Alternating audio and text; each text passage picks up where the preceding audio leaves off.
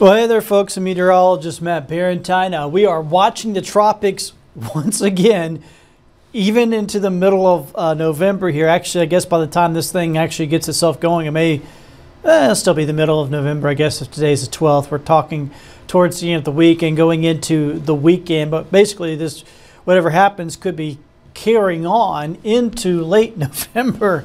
So this is going to be, once again, just another one of those weird things that we just keep seeing here in the tropics this year. So November is not typically a very busy month as far as the Gulf of Mexico is concerned, or really the tropics are concerned. And since 1970, only a few storms.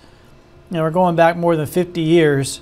Let's see, we got 1, 2, 3, 4, 5, 6, 7, 8 storms that have impacted the Gulf Coast in 54 years.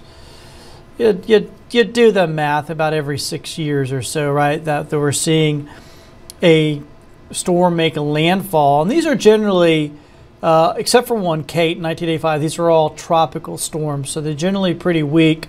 The ones that do make landfall at this time of year. So what are we looking at now? What are we watching out for? Now, notice Raphael was not on the list because Raphael never made landfall. It fell apart over the middle of the Gulf, never made landfall. And the rain that we're getting today is actually the remnants of Raphael. That low, that foreign Raphael is still actually in the northern Gulf right now. It still hasn't made landfall. So that's why Raphael was not on that list. Where you might see a new storm on the list is here. We're looking at, once again, the same old spot down there in the southern or western part of the Caribbean. Same area that we saw Raphael develop and a couple other storms we've been keeping an eye on the last couple of weeks. So it's been active down there, and it looks like another storm is going to take shape. Here's the GFS model. Put this into motion here, and it's going to show a system developing in the western Gulf and just kind of sitting there for several days. This is going into the weekend. That's noon on Sunday, so you know, right now it's Tuesday, so we're still talking multiple days out here. And then eventually it starts moving, at least by this model, shows it lifting north into the Gulf of Mexico on Tuesday at noon. That's the GFS, or the American model. Let's take you back to, how about the European model? It's going to show almost the exact same thing. A very, very similar setup to where it's just kind of sitting there in the western Caribbean for a couple of days, and maybe even kind of bobbling around is what it shows here on this one. And then as we head into next week, it shows it making landfall there in the Cozumel area and eventually getting into the Gulf there as well.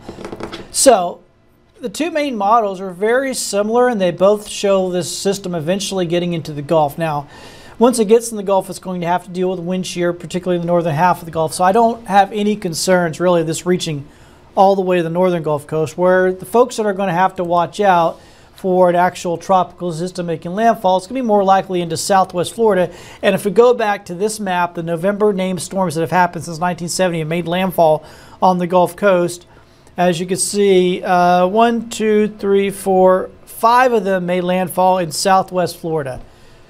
So when they do happen, that's typically where they end up, because they get pulled to the north, and eventually a cold front comes down, grabs it, pushes it off to the north and east into the southwest Florida area. So that's typically what happens with these storms, and that's probably what's going to happen here. Is that eventually it's going to get picked up by a cold front and then dragged into South Florida, most likely just as a tropical storm at that point. If it's even a tropical storm, it may just end up being moisture added into a front.